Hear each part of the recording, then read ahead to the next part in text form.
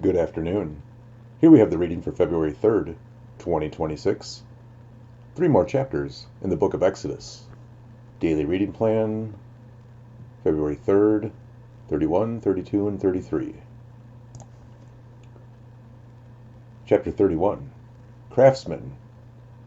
Bezalel and Oholiab.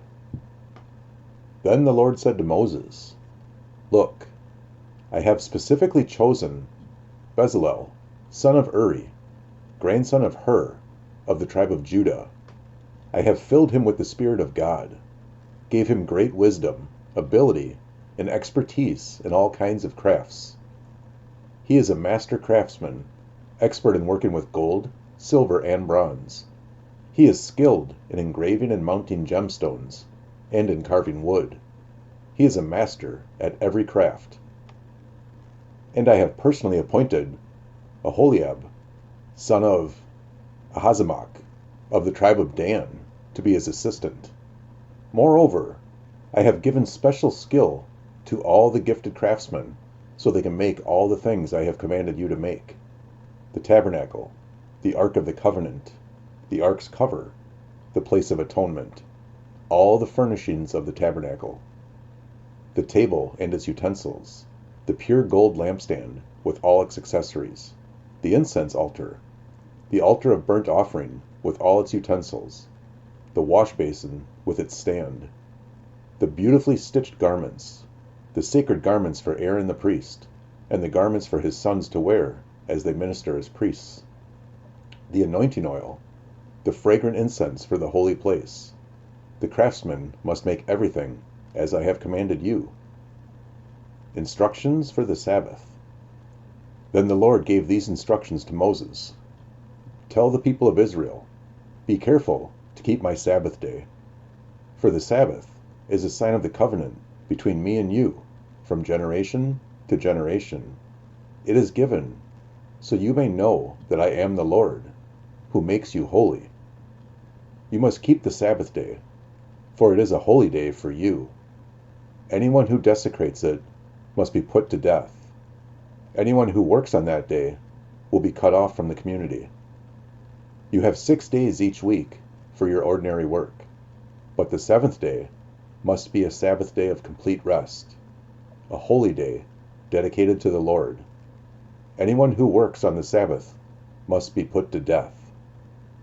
The people of Israel must keep the Sabbath day by observing it from generation to generation. This is a covenant obligation for all time. It is a permanent sign of my covenant with the people of Israel. For in 6 days the Lord made heaven and earth, but on the seventh day he stopped working and was refreshed." When the Lord finished speaking with Moses on Mount Sinai, he gave him 2 stone tablets inscribed with the terms of the covenant, written by the finger of God. Chapter 32. The Gold Calf. When the people saw how long it was taking Moses to come back down the mountain, they gathered around Aaron. "Come on," they said. "Make us some gods who can lead us. We don't know what happened to this fellow Moses, who brought us here from the land of Egypt." So Aaron said, "Take the gold rings from the ears of your wives and sons and daughters, and bring them to me." All the people took the gold rings from their ears and brought them to Aaron. Then Aaron took the gold, melted it down, and molded it into the shape of a calf.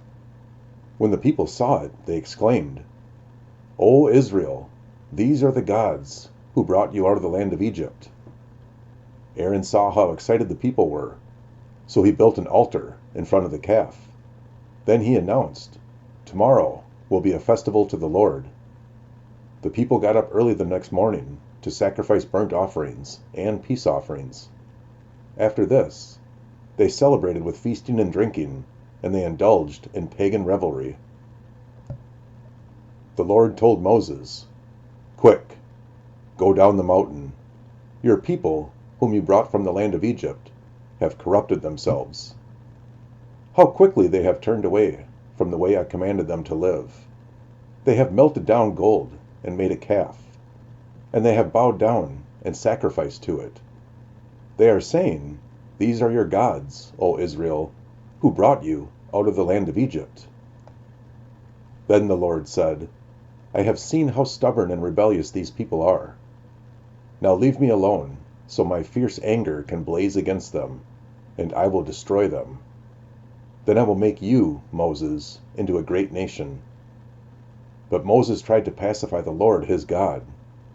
"O Lord," he said, "why are you so angry with your own people, whom you brought from the land of Egypt, with such great power and such a strong hand? Why let the Egyptians say, 'Their God rescued them with the evil intention of slaughtering them in the mountains and wiping them from the face of the earth'? Turn away from your fierce anger. Change your mind about this terrible disaster you have threatened against your people. Remember your servants, Abraham, Isaac, and Jacob.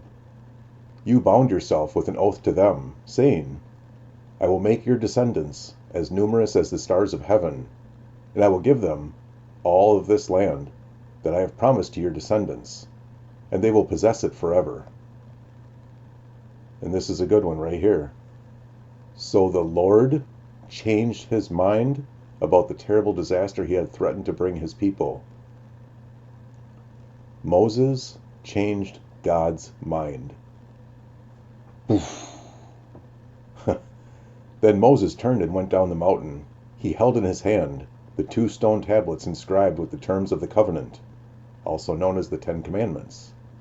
They were inscribed on both sides, front and back.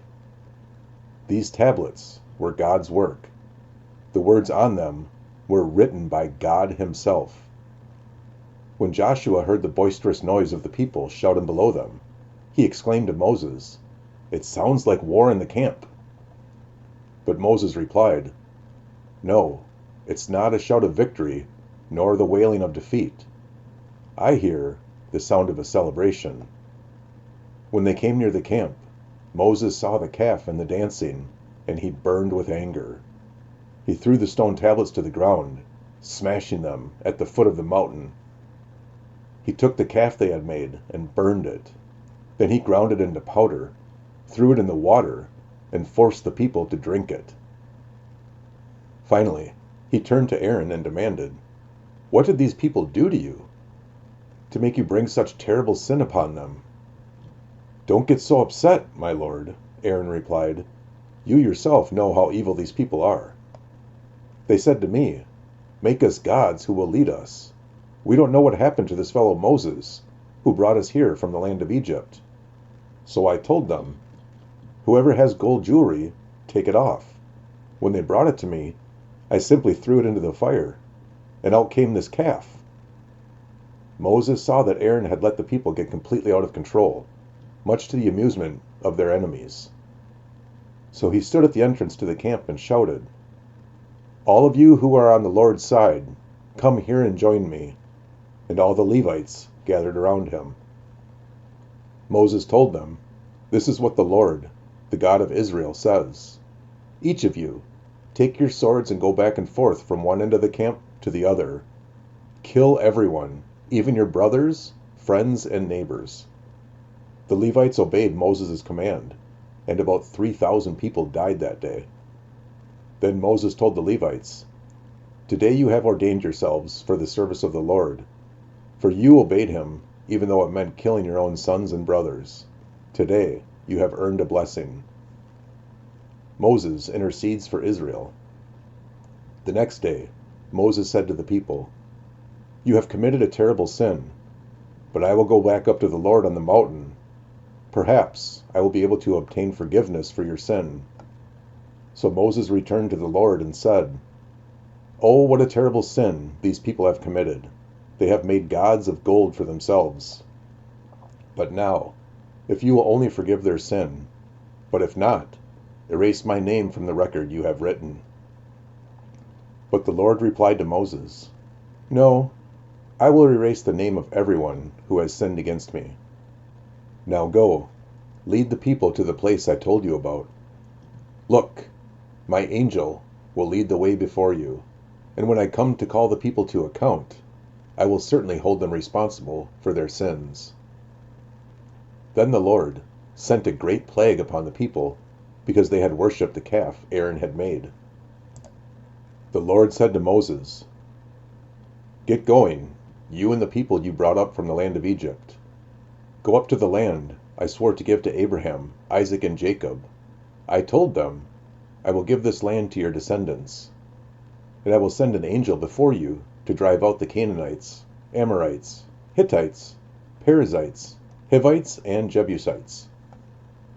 Go up to this land that flows with milk and honey, but I will not travel among you, for you are a stubborn and rebellious people. If I did, I would surely destroy you along the way." When the people heard these stern words, they went into mourning and stopped wearing the jewelry and fine clothes. For the Lord had told Moses to tell them, "You are a stubborn and rebellious people. If I were to travel with you for even a moment, I would destroy you. Remove your jewelry and fine clothes, while I decide what to do with you." So from the time they left Mount Sinai, the Israelites wore no more jewelry or fine clothes. It was Moses' practice to take the tent of meeting and set it up some distance from the camp. Everyone who wanted to make a request to the Lord would go to the tent of meeting outside the camp. Whenever Moses went out to the tent of meeting, all the people would get up and stand in the entrances of their own tents. They would all watch Moses until he disappeared inside. As he went into the tent, the pillar of cloud would come down and hover at its entrance while the Lord spoke with Moses. When the people saw the cloud standing at the entrance of the tent, they would stand and bow down in front of their own tents. Inside the tent of meeting, the Lord would speak to Moses face to face, as one speaks to a friend. Afterward, Moses would return to the camp. But the young man who assisted him, Joshua, son of Nun, would remain behind in the tent of meeting. Moses sees the Lord's glory. One day, Moses said to the Lord, "You have been telling me, 'Take these people up to the promised land,' but you haven't told me whom you will send with me. You have told me, 'I know you by name, and I look favorably on you.' If it is true that you look favorably on me, let me know your ways, so I may understand you more fully and continue to enjoy your favor. And remember that this nation is your very own people." The Lord replied, "I will personally go with you, Moses, and I will give you rest. Everything will be fine for you." Then Moses said, "If you don't personally go with us, don't make us leave this place. How will anyone know that you looked favorably on me and on your people, if you don't go with us? For your presence among us sets your people and me apart from all other people on the earth." The Lord replied to Moses, "I will indeed do what you have asked. For I look favorably on you, and I know you by name." Moses responded, "Then show me your glorious presence." The Lord replied, "I will make all my goodness pass before you. I will call out my name, Yahweh, before you, for I will show mercy to anyone I choose, and I will show compassion to anyone I choose. But you may not look directly at my face, for no one may see me and live." The Lord continued, "Look, stand near me on this rock. As my glorious presence passes by, I will hide you in the crevice of the rock and cover you with my hand until I have passed. Then I will remove my hand and let you see me from behind, but my face will not be seen."